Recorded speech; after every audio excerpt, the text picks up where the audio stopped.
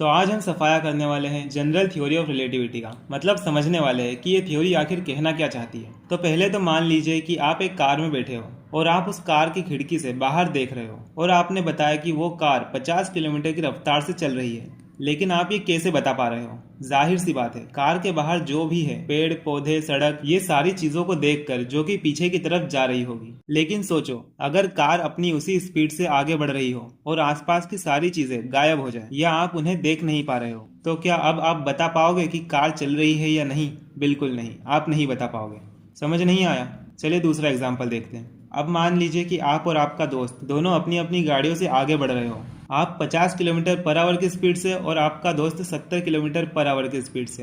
अब अगर आप एक दूसरे को देखते हो और स्पीड का अंदाज़ा लगाते हो तो आपको लगेगा कि आपका दोस्त 20 किलोमीटर पर आवर की स्पीड से आगे बढ़ रहा है और आपके दोस्त को भी यही लगेगा कि वो आपसे 20 किलोमीटर पर आवर की स्पीड से आगे बढ़ रहा है। लेकिन आप दोनों को अगर कोई तीसरा व्यक्ति देखता है जो रुका हुआ है, तो वो देखेगा कि आप 50 किलोमीटर पर आवर की स्पीड से चल रहे हो और आपका दोस्त 70 किलोमीटर की स्पीड से।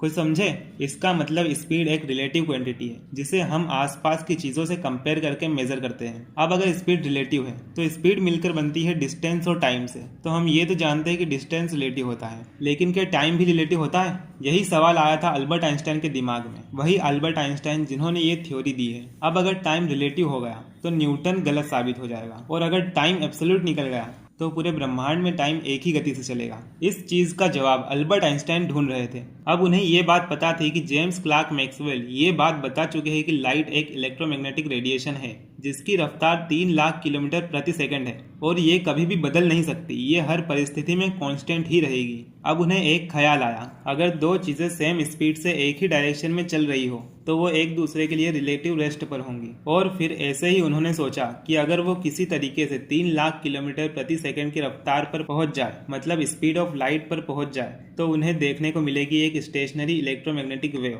जो कि बिल्कुल इम्पॉसिबल था क्योंकि एक इलेक्ट्रोमैग्नेटिक वेव स्टेशनरी नहीं हो सकती। क्योंकि अगर ऐसा हुआ तो जेम्स क्लार्क मैक्सवेल के दिए गए इलेक्ट्रोमैग्नेटिज्म के सारे लॉस गलत हो जाएंगे। लेकिन अल्बर्ट आइंस्टाइन को पता था कि ये लॉस बिल्कुल सही है, जिसका मतलब कोई भी चीज़ लाइट की स्पीड को अचीव नहीं कर सकती। अब उन्होंने सोचा कि अगर लाइट को एक रुकी हुई चीज़ से और एक चलती हुई चीज़ से छोड़ा जाए तब तो उसकी स्पीड अलग अलग हो जाएगी। मतलब अगर लाइट को चलती हुई चीज़ से छोड़ा जाए तो उसकी स्पीड बढ़ जानी चाहिए। लेकिन ऐसा नहीं हुआ क्योंकि माइकलसन मार्ले के एक्सपेरिमेंट से ये साबित हो गया था कि लाइट की स्पीड को बदला नहीं जा सकता। तो अब फिजिक्स के नियमों को सही होने के लिए टाइम को रिलेटिव होना पड़ा।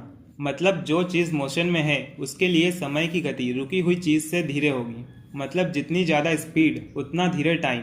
तो अब सुनो, न्यूटन के लॉज के अनुसार ग्रेविटी सिर्फ उन चीज़ों पर काम करती है जिनके पास कोई मास होता है। इसलिए न्यूटन की थ्योरी के हिसाब से लाइट पर ग्रेविटी का कोई असर नहीं होना चाहिए क्योंकि लाइट का रेस्ट मास 0 होता है। लेकिन अल्बर्ट आइंस्टाइन ने अपनी जनरल थ्योरी ऑफ रिलेटिविटी में बताया कि ग्रेविटी कोई इनविजिबल फोर्स नहीं है जो कि मास वाले ऑब्जेक्ट्स को अट्रैक्ट करता है, बल्कि ग्रेविटी एक स्पेस फैब्रिक में मास वाले ऑब्जेक्ट्स की वजह से आया हुआ कर्वेचर है। मतलब कोई भी ऑब्जेक्ट जिसके पास मास है वो स्पेस फैब्रिक में एक कर्वेचर बना देता है, और उसका मास जितना ज्यादा होगा कर्वेचर भी उतना ही ज्यादा होगा। तो क्योंकि ग्रेविटी एक स्पेस फैब्रिक में आया हुआ कर्वेचर है तो इसका मतलब लाइट भी इस पाथ को फॉलो करेगी, और यही होता भी है। लाइट ग्रेविटी की वजह से बेंड होती है। बस यहाँ पर ग्रेविटी एक स्पेस फैब्रिक कर्वेचर है। तो अब देखो, यहाँ पर बात आ गई है लाइट पर, और लाइट की स्पीड तो कांस्टेंट होती है। लेकिन अगर लाइट ये कर्व पाथ फॉलो करती है तो उसको उतनी ही डिस्टेंस कवर करने में ज़्यादा समय लग जाएगा जितनी डिस्टेंस वो स्ट्रेट लाइन में कवर करके कम समय में पार कर सकती है। तो अब इस लाइट की स्पीड में आए हुए बदलाव को मिटाने के लिए टाइम को फिर से धीरे होना पड़ेगा। मतलब जितना ज़्यादा मास उतना ज़्यादा कर्वेचर, और जितना ज़्यादा कर्वेचर उतना ज़्यादा लाइट की स्पीड में आया हुआ अंतर, और इसी अंतर को मिटाने के लिए समय को उतना ही धीरे होना पड़ेगा। तो इसका मतलब समय में आगे जाने के दो रास्ते हैं। रुको जरा, ये आगे जाने का क्या मतलब है? अगर समय तुम्हारे लिए धीरे होगा तो इसका मतलब तुम्हारी उम्र भी धीरे ही बढ़ेगी। लेकिन धरती पर रह रहे लोगों के लिए टाइम वही रहेगा जो है।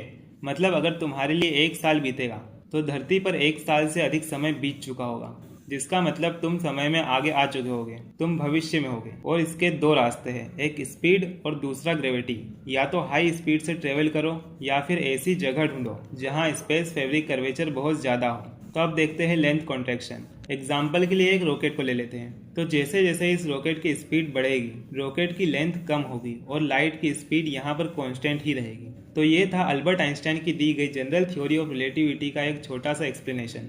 अगर आपको ये वीडियो पसंद आई हो तो एक लाइक और सब्सक्राइब जरूर करें। धन्यवाद।